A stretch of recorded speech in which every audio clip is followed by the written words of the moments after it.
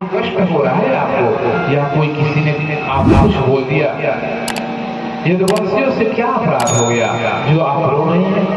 इतना बात सोचते ही सुनते ही अपने मन से उठे मेरे गोविंद और उठ करके उद्धव जी को गले लगा लेते हैं और आंखें उनकी भर आती है, रोने लगते हैं।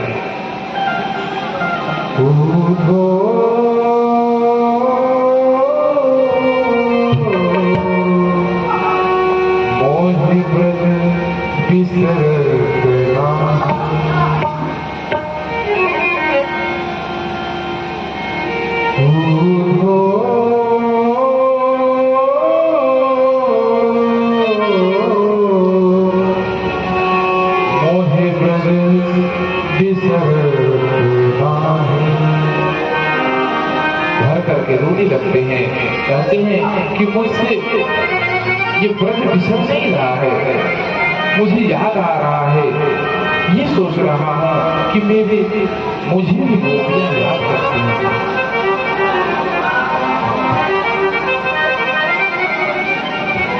रोने लगते हैं, कहते हैं कि वो यशोदा मैया कैसे रहती होगी मेरे बिना, कितनी रोती होगी। हंस सुता के सुंदर कलरव और कुंजन की छाई, ओ सुरभियों पर दूहिनी, फिर तक दुहावन जाए, ग्वाल बाल मिले करत कलोहल, अरुणाचल रहे वाले। ये कंचन की नगरी है मथुरा, उद्धव ये मुझे पसंद नहीं है, मुझे तो वह यशोदा मैया की झोपड़ी पसंद है, उन गोपियों का प्रेम ही पसंद है, यहाँ सब कुछ उपलब्ध है, लेकिन मुझे तो उन गोपियों के साथ खेलना ही पसंद है। यह मथुरा कंचन नगरी, मणिमों का बन जाए,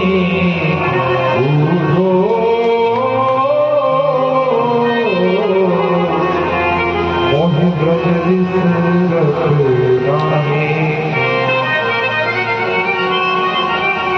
जब ही सुरतियावती सुख को जियम मगध गाहे, अनगन भांति करि बहुलीला, यशोदानंद निवास।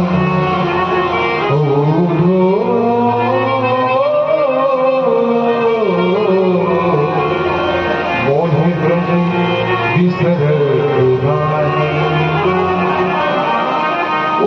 यमुना के किनारे हंसों का करोड़, ओ कदम्ब की डालियां, वो जो गैया जिसे हम ढूंढते थे, जब हम बांसुरी बजाते थे उद्धव तो वो स्वस्थ हो जाती थी, रोने लगती। जब मैं बांसुरी बंद कर देता था तब कहने लगती, बजाओ न कन्हैया, क्यों नहीं बांसुरी बजा रहे हो, क्यों बंद कर दी तूने? मैं इसलिए रो रहा हूँ कि उन्होंने भी मेरी याद रखी है। मेरे गोविंद बहुत यशोदा मैया के लिए और गोपियों के लिए, मेरे गोविंद कह कर गए थे, कह रहे हैं कि मैंने झूठ बोल दिया, उन्होंने मैंने झूठ बोल दिया कि परसों आगमन, इसलिए मैंने झूठ बोल दिया क्योंकि मेरी बिना वो गोपियां रह नहीं सकती, इसलिए मुझे झूठ बोलना पड़ा। यदि मैं कह देता कि कभी नहीं आऊंगा तो गोपियां उसी समय अपने प्राण त्याग देती। उद्धव वो मुझे ब्रज नहीं बिसर रहा, उसकी याद मुझे आता है।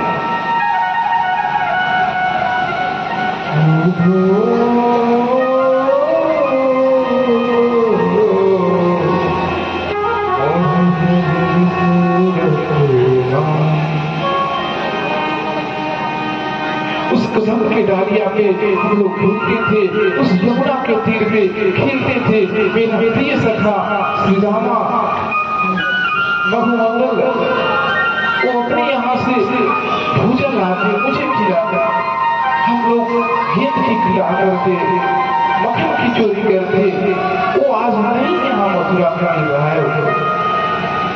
मैं इसलिए नहीं रो रहा हूँ कि वो मुझे याद करके रोते होंगे, मुझे तो इसलिए रोना आ रहा है कि वो यशोदा मैया कैसे मुझे दूध में लेकर के मक्खन खिलाता थी। आज वो यशोदा मैया किसको खिला रहे हैं? मुझे 10 वर्षों तक उन्होंने लाड दिया, आज मैं मैया को छोड़ कर गया। उनसे भी झूठ बोल दी कि परसों आगमिष्यामि, मेरी मैया भी रोने लगी। आज मेरी मैया कैसे रहती होगी?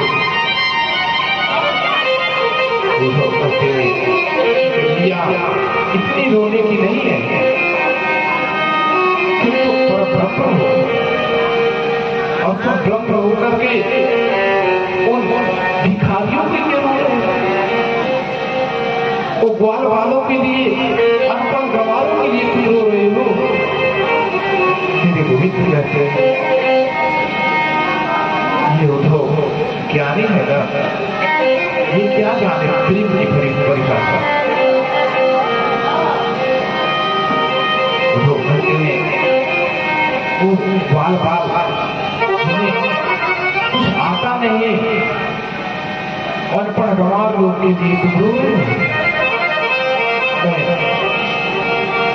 तुम्हारे दुख को दूर करो, मेरे गोविंद कहते हैं।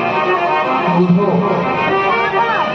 ऐसी बात है कि तुम जाओ, गोकुल जाओ, वृंदावन जाओ और उन सखाओं से मेरे कहना कि मेरा तुम्हारा गोविंद एक दिन जरूर आएगा।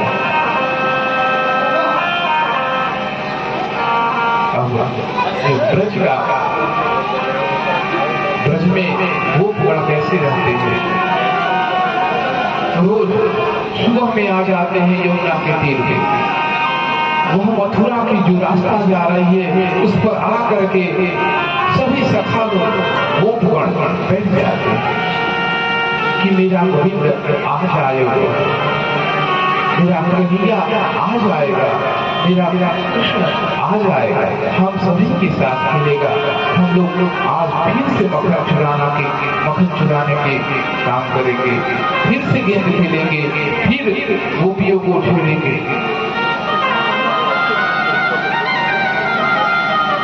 और जब कन्हैया को शाम को नहीं देख पाते, घर लौट जाते और कहते मेरे कन्हैया आज भी नहीं आया, कैसा निष्ठुर बन गया है, गोकुल में मथुरा में जाकर के वो कंस जैसा बन गया है।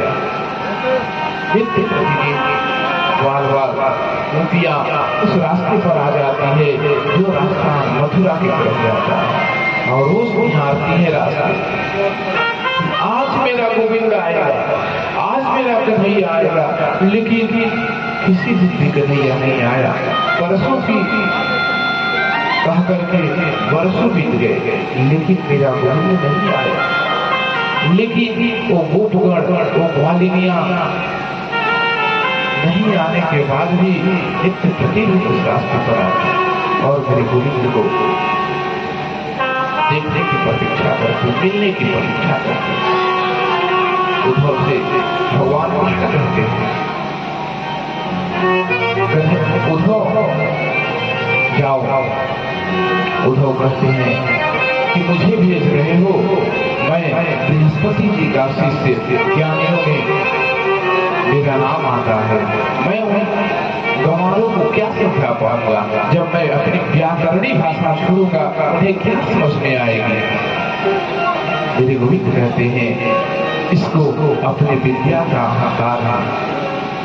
कहते हैं कि उद्धव जाओ, लेकिन तुमसे वो बात नहीं करेगा, इसलिए ये मेरा जो दुपट्टा है ना, इसे लेकर के जाओ, क्योंकि वो जब दुपट्टा देखेंगे ये कन्हैया का दुपट्टा है, ये कन्हैया का चादर है, तभी तुमसे बात करेंगे, नहीं तो किसी से बात करना भी पसंद नहीं करते।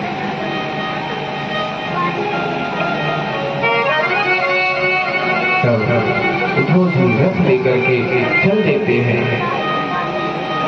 जब गोपगण वाला गोपियां देखती हैं कि एक मथुरा से रथ आ रहा है, दौड़ जाते हैं कि मेरा कन्हैया आज आ रहा है, मेरा कन्हैया आज आ रहा है।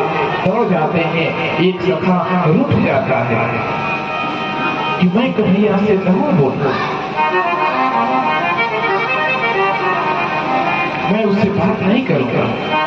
क्यों? वर्षों के करके वर्षों बीत गए, लेकिन अभी नहीं आ रहा है।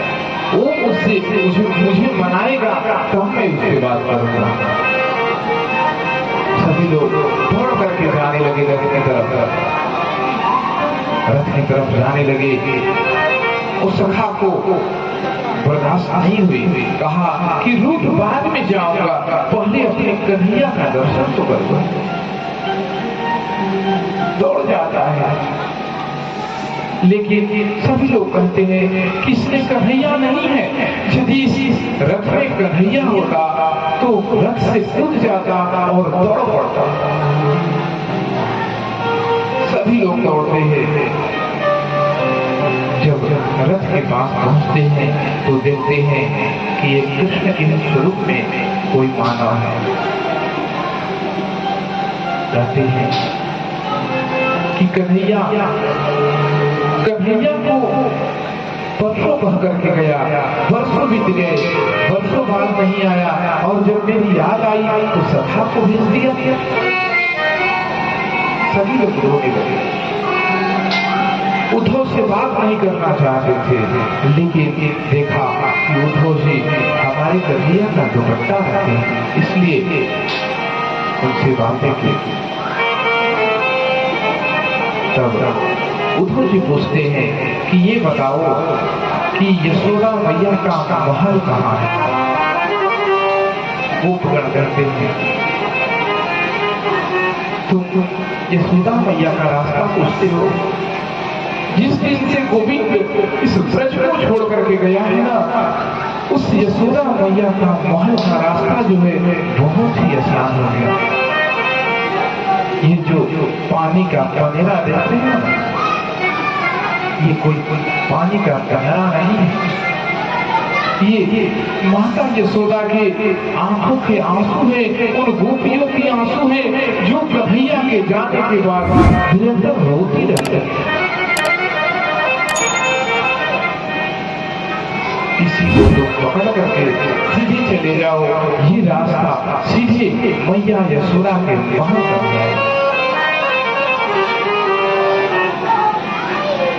उद्धव चले जाते हैं, यशोदा मैया को महल में प्रवेश करते हैं। यशोदा मैया लोरी जा रही है। उस पलनी में कृष्ण का भाव रख करके उस बंदी को हिला रही है कि मेरा गोविंद इसी में अभी सोया है, कौन जगेगा मेरा गोविंद? यशोदा मैया प्रणाम करते हैं। मैया प्रणाम, उद्धव आपको प्रणाम करता है। मैया यशोदा कुछ नहीं बोलती। तब गोपगण कहते हैं कि थोड़ी जोर से बोलो, क्योंकि जिस दिन से मेरा गोविंद मेरा कन्हैया इस ब्रज को छोड़ करके गया है, उस दिन से मैया की काने भी बहुत कम सुनती। उद्धव ने थोड़ी ऊंची आवाज में बोली, मैया प्रणाम। उद्धव आपको प्रणाम करता है। मैया ने कहा, चुप हो जा, मेरा नाना सो रहा है, कहीं तुम्हारी वाणी सुन लेगा, जग जाएगा और जगेगा तो कभी चंदा मांगेगा, कभी मक्खन मांगेगा, कभी बहू मांगेगा। इसलिए चुप रहो।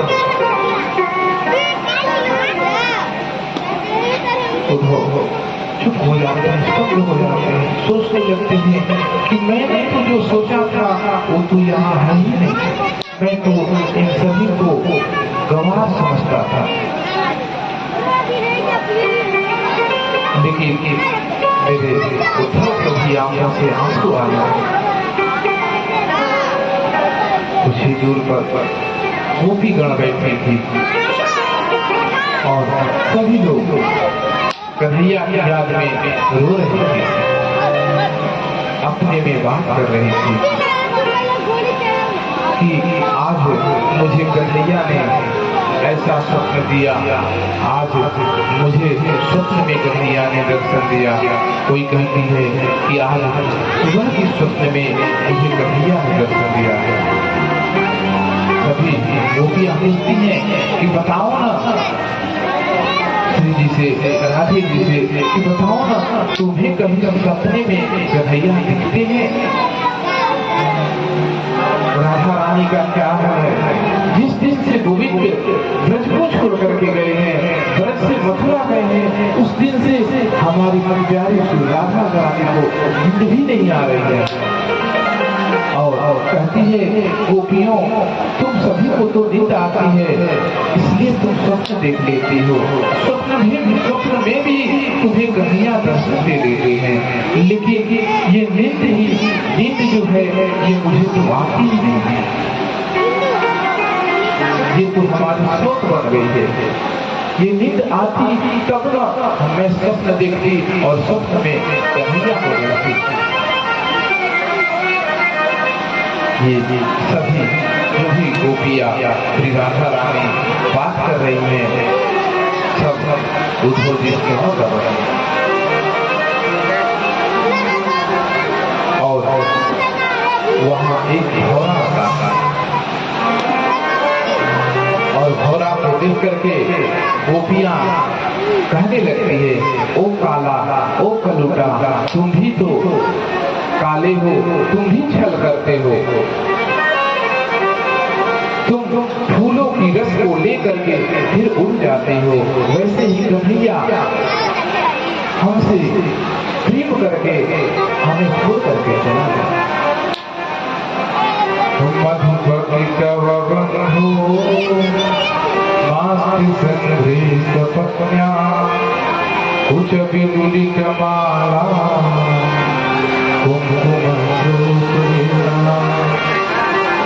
बहुत मधुपतिष्ठं मानिनीनां प्रसादं यदु सदसि विदम्यं यस्य दूतस्य।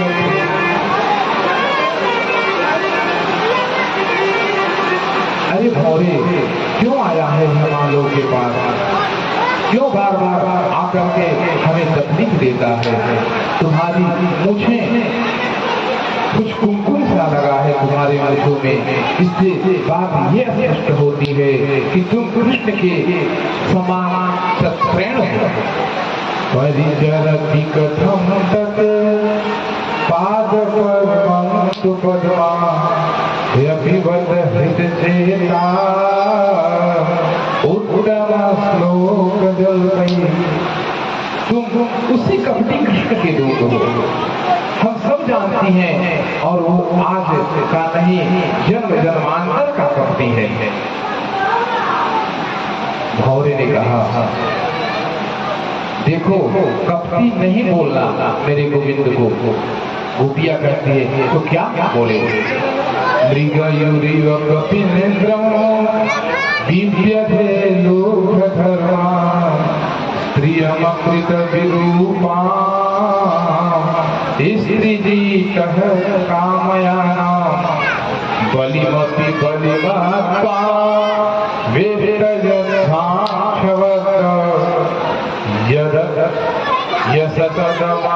यशतदलमस्ति कहती है तू बलि ने क्या बिगाड़ा था जिसे तुमने धर लिया? उस सुर्पणखा ने तुम्हारी क्या बिगाड़ी थी जिसका तुमने नाक कान काट दिया?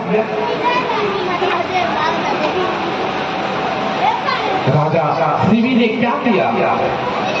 शरीर काट करके तराजू पर चढ़ाना पड़ा। धौरा हमने प्रेम किया, एक एक पल याद में भर रही है ये निगोड़ी, प्राण भी तो नहीं निकलती हमारे शरीर से। हम हमेशा कृष्ण की याद में जल रहे हैं। यदि हमारे शरीर से भी प्राण निकल जाते तो हम कम से कम खुश हो जाते। तुरंत दूसरी गोपी हाथ जोड़ करके कहती है, बोली भ्रमर, हमने भी तुमसे कहा तुम मथुरा में कृष्ण से मत कहना, हम तुमसे कह रहे हैं, क्योंकि उनका स्मरण ही तो हमारे जीवन का आधार है। उनकी याद आने ही तो हमारे जीवन का आधार है। और इन बातों को सुन करके वो थोड़ा भी दुखित हो जाए तो हमारे लिए मृत्यु के समान कष्ट होगा। इसलिए तुम केवल इतना बताओ कि कन्हैया ठीक है ना, गोविंद ठीक है ना, कृष्ण आनंद में है ना? क्या कभी हमारी भी याद करते हैं या नहीं करते हैं? यदि एक बार भी वो हमारी स्मरण करते होंगे तो हम समझ लेंगे कि हमें सब कुछ मिल गया। उद्धव जी ने देखा, आकर के कहा, देवियों आप समस्त गोपियों के चरणों में मैं प्रणाम करता हूँ। अब जहाँ ज्ञानी थे उद्धव जी, वहाँ अब उन्हें कुछ समझ में न आया है। उद्धव को समझाते हैं,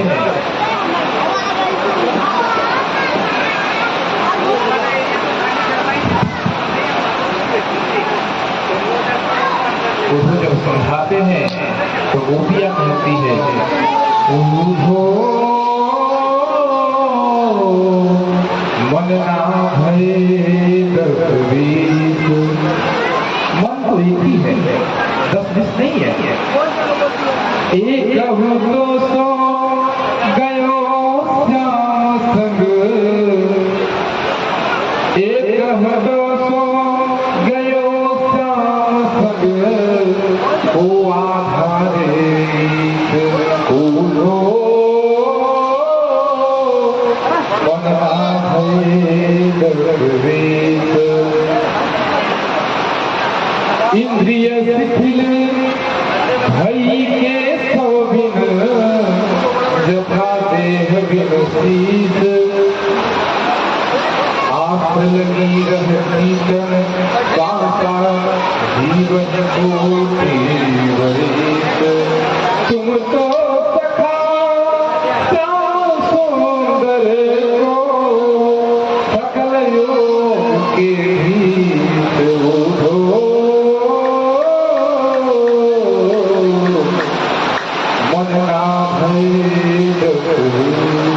एक ही मन है, वो मन को हमने कृष्ण में लगा लिया है। अब कैसे उनसे निकाल सकते हैं? मन दो है नहीं कि परमात्मा में मन लगाए। और तुम कहते हो कि परमात्मा के हाथ पैर नहीं होते हैं, तो परमात्मा को कन्हैया ने गलवनिया देकर के कैसे रात रचाई? कैसे पैर नहीं होते हैं, कैसे गोवी चराई? तुम तो सखा श्याम सुंदर के, सकल योग के हित। कृष्ण तन कृष्ण मन, कृष्ण ही हमारो धन। आठुया धोई कृष्ण ही जो काम है। समझ ले कि ये गोपियां कोई ग्वाली नहीं है, कोई गंवार नहीं है, कोई मूर्ख नहीं है, ये तो ब्रह्म तत्व हो जाती है। उद्धव तुमको है भैरो, पाती लेके आए बेड़ो। योग कहाँ जाने, यहाँ रोम रोम जाने।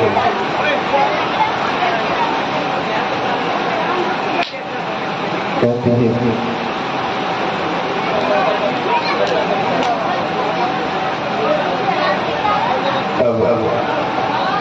उद्धव जाते हैं, लौट करके मथुरा में वो गोपिया कहती है, तुम्हारी याद आती है, बताओ क्या करे मोहन, चलूं जब मैं चलने दे, रुकूं जब मैं न रुकने दे, मिलूं औरों से न मिलने दे, बताओ क्या करे मोहन, तुम्हारी याद